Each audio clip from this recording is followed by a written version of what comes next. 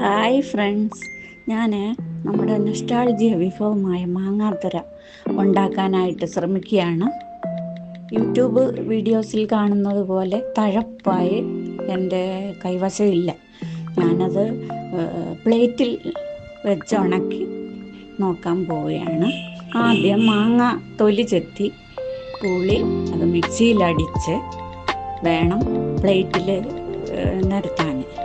പ്ലേറ്റിൽ കുറച്ച് എണ്ണയോ നെയ്യോ പുരട്ടിയാൽ അത് ഇളക്കിയെടുക്കാൻ എളുപ്പമാവും. അത് ചൂടാക്കി ഉപയോഗിച്ചാൽ കുറച്ചുകൂടെ നല്ലതാണ്. ശർക്കരയൊക്കെ ചേർത്ത് ഒന്ന് വഴറ്റി അത് പ്ലേറ്റിൽ പരത്തി, നല്ല വെയിൽ വേണം ഇതിന്.